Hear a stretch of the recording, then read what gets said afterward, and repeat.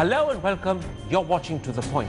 A political earthquake has struck Sri Lanka, unseating President Rajapaksa and replacing him with united opposition candidate Maithripala Sirisena. What does this mean for the island and what does it mean for India? That's the subject in part 2. But first, love jihad. Once again, accusations of love jihad have hit the headlines, with the VHP magazine Himalaya Dhwani using a picture of Kareena Kapoor to claim Muslim men are luring Hindu girls into marriage so they can convert them to Islam. But the government is silent, even though this is an issue that not only demonizes Muslims but can badly divide the country. So in part 1, we turn our attention to the love jihad campaign launched by the VHP but supported by several BJP leaders. How should we as a country respond, and what action do we need from our politicians? And now joining me to discuss love jihad is Hindu Mahasabha spokesperson Rakesh Ranjan, BJP spokesperson Aijaz Ilmi, Congress spokesperson Abhishek Singhvi, the well-known author and commentator Ruchir Joshi, the highly regarded journalist Siddharth Bhatia, and one of India's foremost drama directors, Amir Raza Hussain. Rakesh Ranjan, the Vishwa Hindu Parishad's young women's wing Durga Vahini has launched a campaign to address what it calls love jihad. Do you personally really believe that the Muslim community has launched a love jihad to lure innocent Hindu girls into marriage so they can convert them to Islam? Well, there is nothing new about love jihad or jihad al-nikah. Love jihad has a detailed description in various Islamic scriptures, starting from Quran, ranging to Hadith, and the documents or books which are specific to Indian subcontinent. So this is not just in your eyes something new and modern, you believe this is sanctified by scripture? Absolutely. So in other words, you're saying to me, in your eyes, love jihad is a reality, not a fantasy? No, it is a reality, and we are demanding from government that they should set a judicial inquiry that how many Hindu women, or for that matter, any a judicial inquiry? Yeah. You're serious? I am. All right. Amir Raza Hussain, let me ask you simply and bluntly, as a Muslim, how do you respond to the allegation that Muslim men have launched a love jihad to convert innocent Hindu girls to Islam by marrying them? You know, why are we not surprised about this nonsense? For the last 6 months, one ludicrous issue after another is being brought up and is being, in their inimitable style, being hammered into the public until a minority of people start believing it to be the truth. This love jihad, like any other kind of nonsense which the right wing has brought up, is complete, unadulterated rubbish. But you know what, unfortunately, what is happening for the last 6 months is that we are getting such a badly fractured and divided polity that it's really frightening. And I wish the political right would realize that the 56 inches chest is going to crack up if we carry on in trying to divide the country on these stupid issues. Aijaz Ilmi, you're the BJP spokesperson. Where does your party stand on this issue? Your UP President Lakshmikant Bajpai and one of your UP MLAs Sangeet Singh Som clearly believe love jihad is happening because they are campaigning against it. On the other hand, Home Minister Rajnath Singh has told the Economic Times that he doesn't know what love jihad is and he can't understand what people mean when they talk about it. So I ask you, where does the BJP stand on this issue? Marriage between two consenting adults is unequivocally legal. That's what the BJP stands for. The constitutional position is that. And we also understand, and we have denied it repeatedly, whether even Lakshmikant Bajpai had to retract his words, and he denied that the love jihad issue was a part of the BJP agenda. It definitely could be an agenda for the VHP and other organizations, but it's not a BJP agenda. Secondly, So Lakshmikant Bajpai was speaking out of turn? No, he clarified that it's not part of the BJP agenda when by-elections were held. That's exactly what I'm saying. The political traction of these issues. He was promoting his own agenda? No, he said love jihad is not a part of the BJP agenda He didn't during say the that. by-elections. He repeatedly said, forgive me, he repeatedly said that love jihad was happening, that in fact action need to be taken against it. He said Muslim people were deliberately seeking to marry Hindu girls. And in fact, he went one step further. This is also something else he said, alluding to Indian Muslims. He said, have they got the certificate to rape girls because they belong to a particular religion? And he added, 99.99, mark that, 99.99% of the accused of rape are Muslims.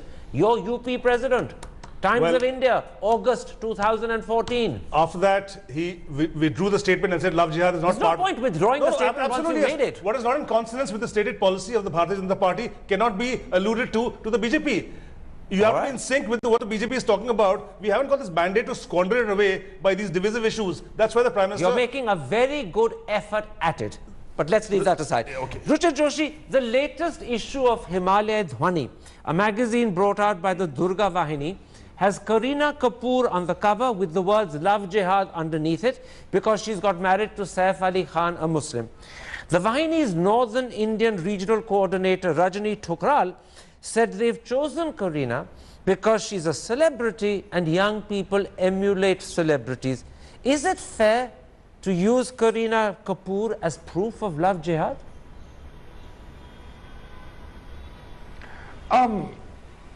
I don't know if it's fair or not fair. I guess if I was Saif Ali Khan and Kareena Kapoor and I had a little bit of spare cash, which I'm sure they do, I would bring out a very widespread counter advertisement full page in especially the Hindi newspapers, showing them dressed normally. Maybe Saif could be wearing a dhoti kurta because he's half Bengali, and Kareena could just be dressed in jeans and t-shirt saying, we are happily married, please marry who you want to marry and don't let people poison the atmosphere, and just leave it at that. You don't need to sue them. You can be outraged, yes. I mean, if you're a celebrity and someone misuses your image or deliberately uses it to attack what you've done in your life, which is perfectly legal, as the gentleman just pointed out, there are a number of responses one could have.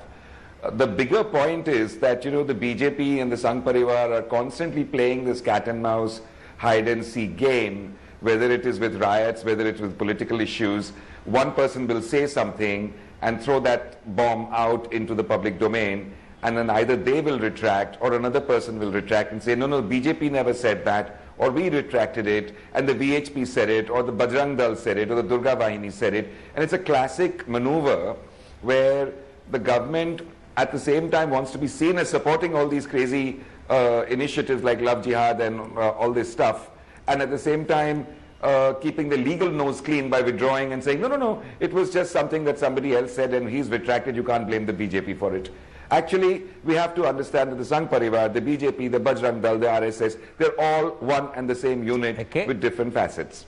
Okay? So whatever one facet says, the others can control or should be able to control. If they don't, they're all guilty of this hate speech crime. Okay? Let's be very clear about that. Okay. Siddharth Bhatia, when questioned by India Today, Prakash Sharma of the VHP said that if Kareena Kapoor has a problem with her face being used on the cover of this magazine to represent Love Jihad, she can sue the VHP. Is that an acceptable response when you deliberately and wrongly and knowingly misuse someone's picture?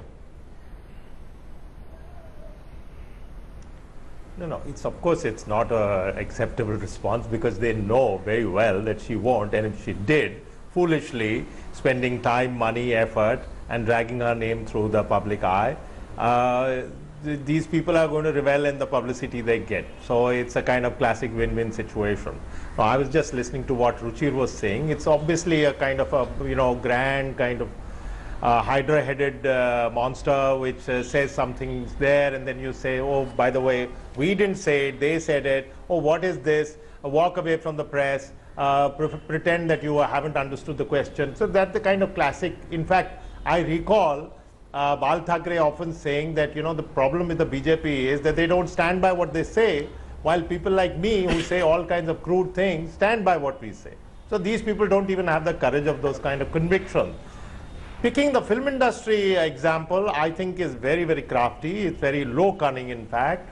is because the industry, film industry, is known as one place where old-fashioned secularism on a daily level is practiced on the shooting floor, in the film industry, of the level of the stars. Saif Ali's own mother was a Hindu, and so is, I mean, he's had a mixed marriage, all the Khans. So picking them is a good example of trying to create a divisive situation where none exists. It's fertile ground, and that, to my mind, is extremely cynical, because where they're headed with this is clearly like Ghar Wapsi, like conversion, is to say that we are doing our damnness to cause polarization between the communities so that it works towards our advantage. So this is really something to be watched out for. Abhishek Singhvi, I regularly hear the Congress party complain publicly, loudly, vociferously about many things the BJP is doing, many things the Sangh Parivar is doing. But on this issue of love jihad, I don't recall anyone speaking out at all. Both Rahul Gandhi and Sonia Gandhi are UP MPs. The BJP claims that love jihad is happening in UP and they are silent. Why are they silent?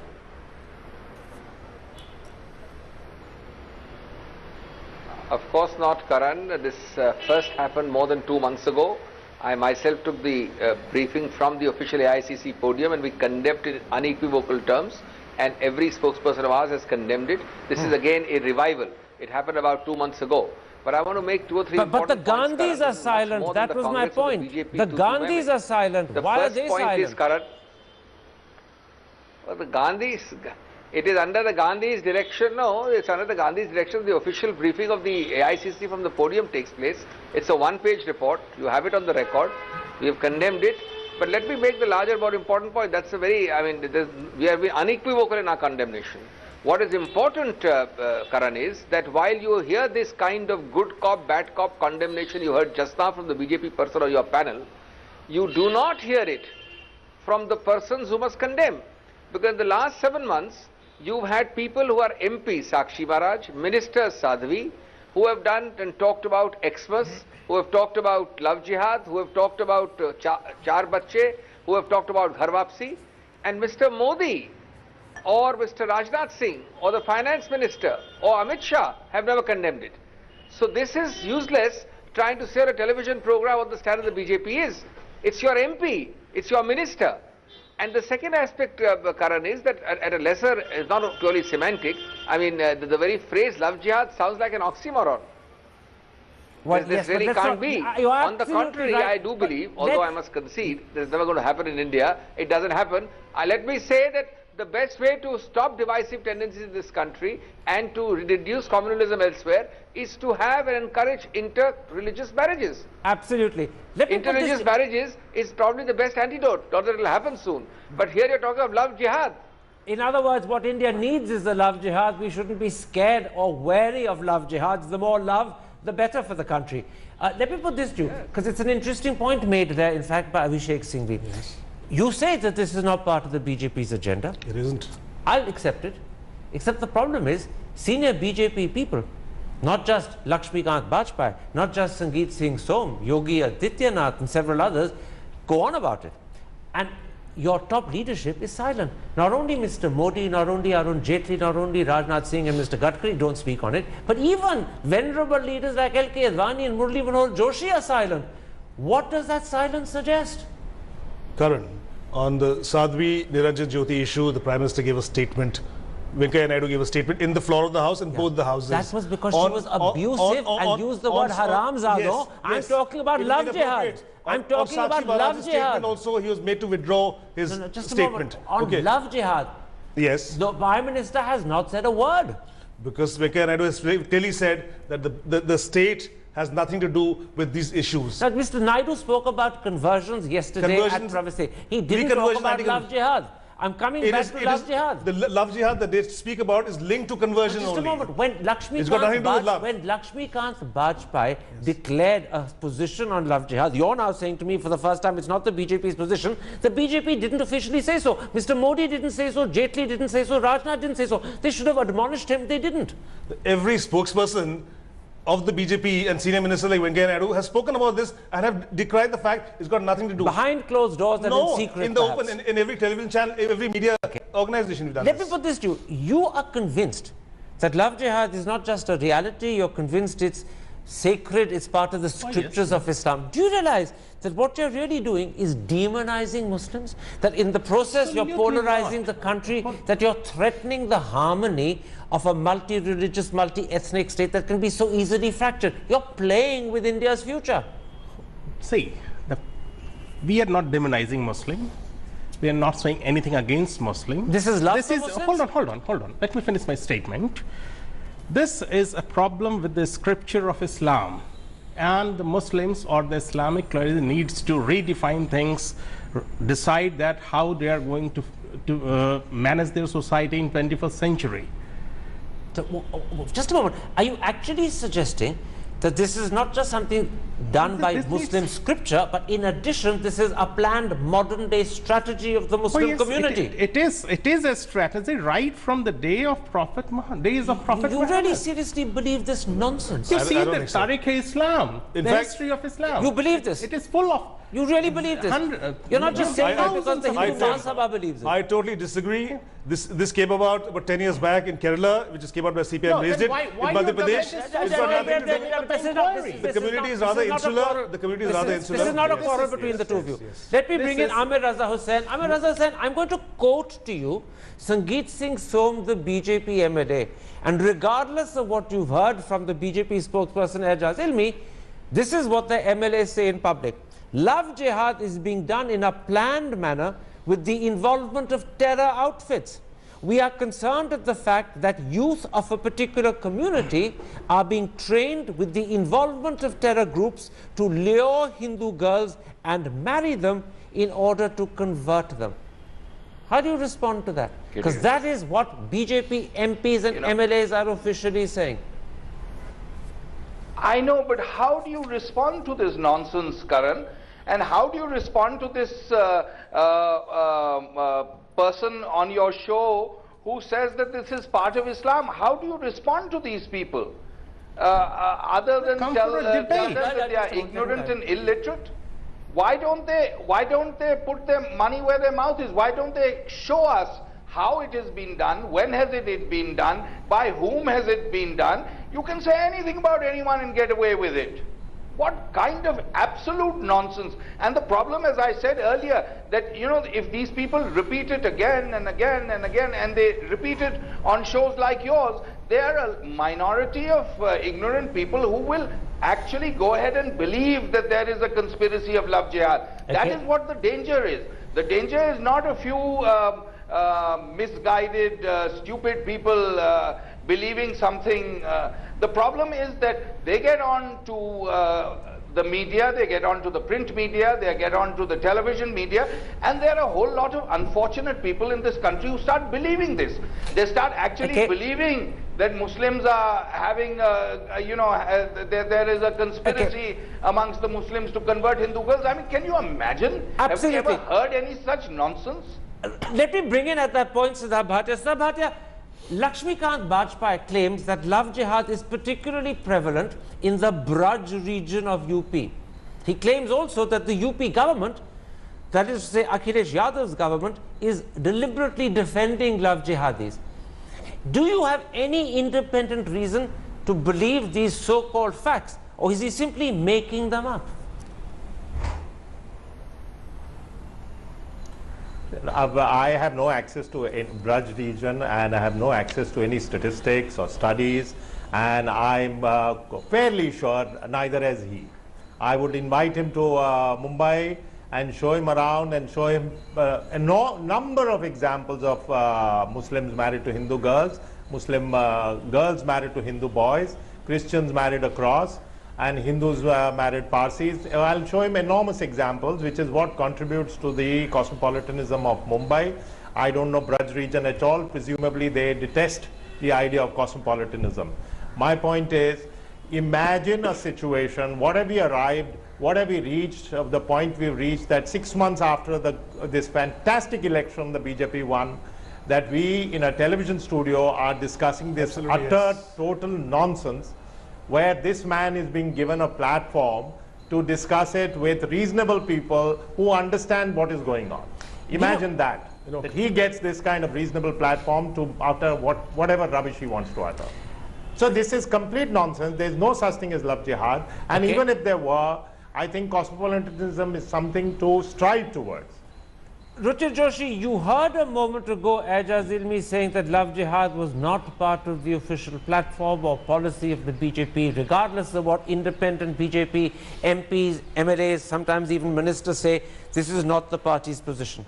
Now, I'm going to quote to you a resolution passed by the BJP in UP in August, and according to the Times of India, this is what the resolution said. Instances of misbehavior with women of one section by men of one particular section, whether just by coincidence or by design, is a matter of concern. Doesn't that sound to you as if, using clever language, the BJP's official resolution is to endorse the love jihad comments made by people like Lakshmikant Bajpai and Sangeet Singh Som, regardless of what Aijaz Ilmi might say? Oh, absolutely. I mean, they're completely shameless in this. And as the other gentleman, I'm sorry I lost you for a minute, as he said, within 6 months of coming in with a development agenda and Achhe Din Aayenge, Mr. Modi and his government stands revealed. I mean, it's not good enough that the spokespeople of the BJP occasionally choose to come in and firefight and issue denials as and when it suits them. The Prime Minister of the country, not just in Parliament, has to come forward and make a statement. This man who was so fond of his Twitter and so fond of speaking during the elections has now gone into a shell a la Manmohan Singh, except it's a more strategic shell. And Mr. Rajnath Singh and the other main leaders are also not stepping out of the crease. They're supposed to show leadership. They're supposed to condemn stuff where it needs to be condemned. They're supposed to put clear blue water between themselves and people like Mr. Vajpayee in UP, and they don't do it. So they can get to play it both ways. They can later on say, हमने तो इसके खिलाफ कुछ नहीं कहा था, हम इसके actually इससे सहमत हैं, या तो हमने कभी नहीं कहा था कि हमने इसका support किया है, इसको निकालो. I mean, they are willing to keep their gunpowder dry and not say anything because they don't have the courage of their convictions. It's a cowardly bunch. It's a cowardly bunch which is clueless. Whether it's Ganesh, airplanes from 7,000 years ago, or plastic surgery, or what have you. I mean, this is all this smokescreen of nonsense because this government actually hasn't managed to achieve anything in 6 months. Abhishek Singhvi, Rajni Thokral, the North India Regional Coordinator of the Durga Vahini, has told the Hindustan Times that love jihad is a particularly serious issue in Himachal Pradesh. She says the Vahini will visit 3,000 villages to check out on this. Now, Himachal is a Congress-ruled state. What does your party and your government intend to do in response to this claim about Himachal?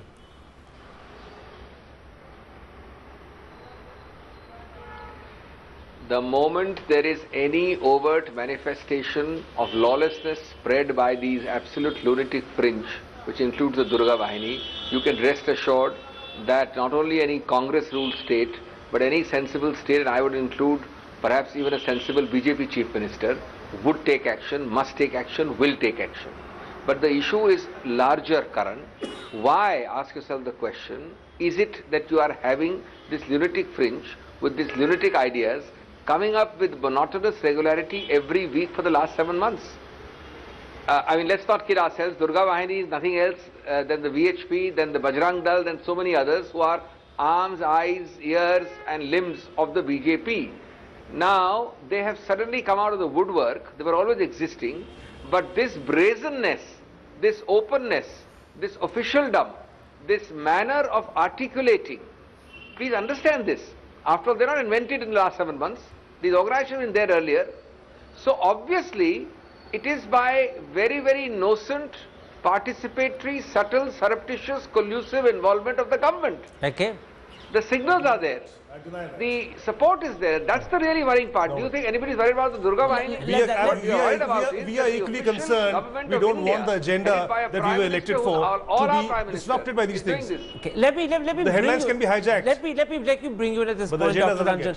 This is a government that I imagine the Hindu Mahasabha supports. Certainly the VHP 7 months, is... why are they coming out again and again? Well, just a moment. Let me put that issue to them.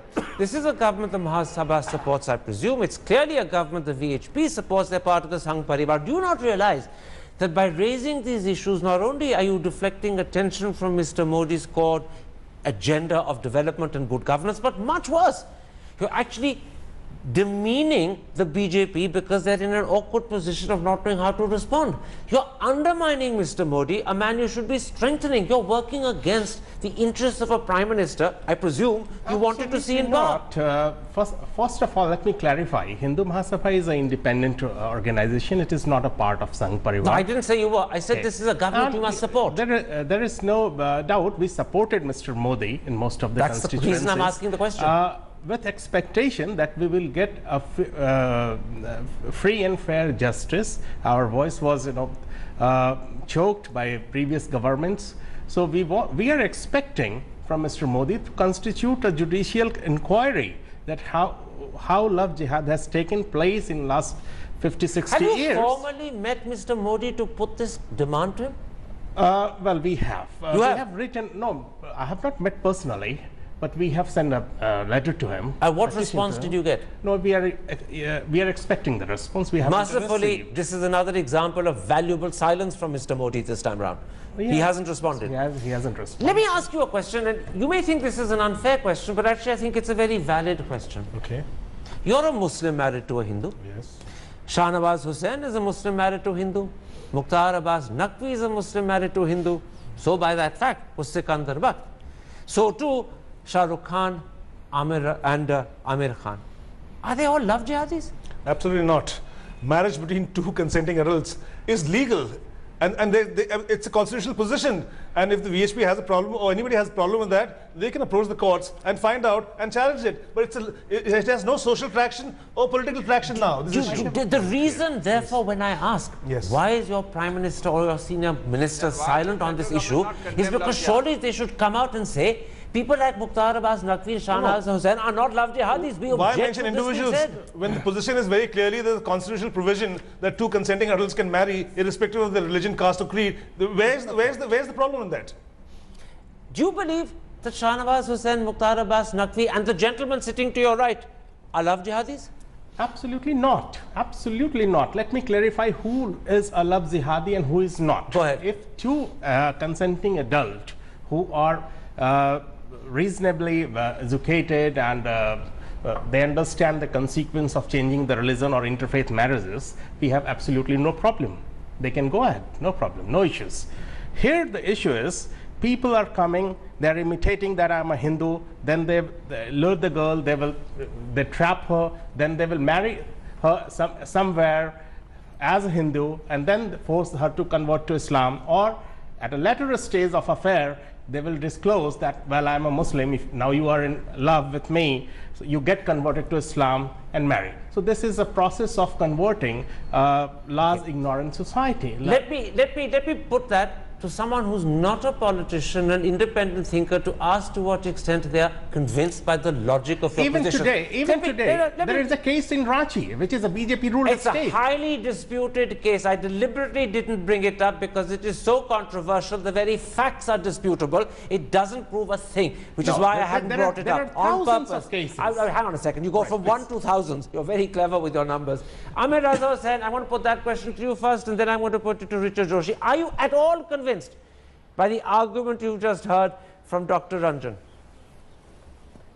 You know, I think Dr. Ranjan presupposes that all young Hindu girls are complete cretins. I mean, you know, I cannot understand. It is so insulting for a person to stand up and say that Hindu girls will be led by Muslim men. And, you know, you've got to look at also the kind of literacy amongst Muslim men. I don't understand what this gentleman is saying. And you know, when they started this whole thing in Meerut with this girl who they claimed had been raped and who they claimed had, you know, been forcibly married off, that poor girl 2 months later ran away from her father's house and gave a statement and is still living in with that boy she ran away with. And to say that, you know, I'd been forced by my parents who had been Quite paid right. But let's by not- RSS workers to give this statement. Let's not- now, let's one not- let's other not thing get I lost. want to just one small point. Yep. Just one small point. You know, the reason why Mr. Modi is quiet is because these very same issues have been the basis of Mr. Modi's campaign in Gujarat. Well, For 3 consecutive elections, he has campaigned on these issues. well, just a moment. I'm not How can absolutely he, sure whether Mr. Modi has campaigned on the issue of love jihad. I think I need to point that out because Maybe we need not. to be fair. Preposterous. So Maybe let's not Maybe bring up these not, issues. but Let's come back it's to the a core blatant issue. lie. Let's not get deflected by polemics and politics. Rucha Joshi, do you believe Mr. Modi speaking out, Jaitley, Rajnath Singh and others speaking out would actually put a clamp on the mouth of the VHP and silence them? Or do you believe, in fact, their silence would make is a the suggestion playing they field- indirectly I think it support would the make VHP? Oh, I think if Modi, Jaitley or Rajnath Singh spoke out, it would definitely make it more difficult for these people in the small towns and in the villages and stuff to carry out their agendas. And they're counting on the fact that the big 3 and the other people, the Sushma Swarajes and all the others, second-tier ministers and all, will not speak out. And Amir is completely right. I mean, this is completely insulting to any Indian young woman, whether she's educated or not. Some of those village women, village girls or women, whatever you choose to call them, are very, very damn smart. And to have someone dupe them with love and then say, "Acha, ab main Musliman hu, mere se shaadi kar le aur shaadi karni padegi." What nonsense! I mean, this is some crazy, lurid fantasy which has got some other hidden agendas behind it. Smokescreen, like I said, and multifaceted smokescreen. And don't ever let's listen to this nonsense about the VHP and the BJP are not the same. They are the same. Absolutely. Absolutely the Let same me- unit. but let me- Okay, and we all have to remember this. Avishai Singhvi, I want to go back to this question about the necessity for the Prime Minister, perhaps the PM in particular, to speak out. The BJP's response is that, in fact, the Prime Minister doesn't have to speak on every issue, and his silence mustn't be construed either as approval and support, leave aside some form of subterranean acquiescence. How do you respond to that? Or do you believe that this is one of those particular issues where the PM's voice has to be heard? I agree. I agree entirely with what is said by the BJP, and the Prime Minister should not speak on every issue and not on every trivial issue. There are 2 bloomers they are committing when they say this. First, they consider Ghar Vapsi, Love Jihad, Christmas holiday, and so many statements by the Bhagavats, the Sadhvis and the Sakshi Maharajas as trivial. That itself sends a message. Second, if the Prime Minister does not speak on fundamentally socially divisive matters, it's no use the Prime Minister speaking with such eloquence and oratory on 1,000 other matters. Thirdly, this is a micromanaging Prime Minister who makes it a proud moment to describe and proclaim his micromanagement. He is micromanaging ministers, ministries, departments, bureaucrats. He is micromanaging Swachh Bharat to so many other one-word slogans. For the life of me, I can't understand. Either the only reason is he considers it irrelevant, trivial, non-issue. Well, that itself is culpable. Let me bring Otherwise, it. not speaking is ridiculous. Let me bring it very quickly, Siddharth Bhatia, and put this to you. Do you believe that the Prime Minister is silent because this is an awkward issue, and if he spoke out, he would end up embarrassing allies, and that is a difficult thing for Prime Ministers to do? Or do you believe that, in fact, he ought not to speak out on this issue, as the BJP claims, that he's bigger and loftier, and it's beneath him? Well, if he did speak out, even generically, even in one general terms, to say that this kind of divisive issues, and gave a couple of examples of Love Jihad and Ghar Vapsi, are not what this country needs at this time or any time, and I don't believe in them, and let people go about their lives as normal while we get on with the task of rebuilding this economy, then I think it will have a tremendous impact. Second, I think he is known to speak out on a lot of things through Twitter, through other social forums. Okay. He can easily take time off to make one strong statement, especially since there's been this continuous barrage of these kind of divisive issues. Okay. And the clamor has been there for him to say something. Let me... And the third thing is... Very quickly, yeah, very quickly. Sorry. And the third thing the third thing is, even if he didn't speak out, he could depute one of his top ministers to say, on behalf of this government, I stand up in parliament, I stand up outside, and unequivocally say, this is complete nonsense. That will end the matter. Let me put this to you. But that also has not happened. Because in a real sense now, at the end of this show, there's a question mark being raised about the Prime Minister's silence. I put it to you, he would grow in stature, both moral and political, if he took a strong line and spoke out against love jihad. Maybe in his heart he doesn't believe in it at all, and he should say so. Silence diminishes the Prime Minister. Speaking out would strengthen him. Karan, do you expect the Prime Minister to speak on every issue? On this issue? On a weekly basis, if these issues which are objectionable are raised, do you want the Prime Minister to speak about them? What you call motor mouths or the fringe elements, if they're going to continue speaking in different towns and 13.4% of India's population is Muslim. It's a very sizable minority. They want to hear the Prime Minister speak out. Absolutely, yes. So why doesn't he? He spoke from the ramparts of the Red Fort on 15th of August and said he doesn't want divisive agenda, he wants a moratorium. And when his own ministers and MPs and MLAs contradict him, isn't it time for him to admonish them instead rather than be silent? But he has admonished the parliamentarians and the ministers. Shakshi was, and so was Sadhvi Niranjan Jyoti. On different issues. Yes, absolutely. Thank you. I'm glad you agree on that. Okay, we're going to have to leave it there. This is clearly an issue that's going to rumble and rattle us for a long while to come, I'm afraid.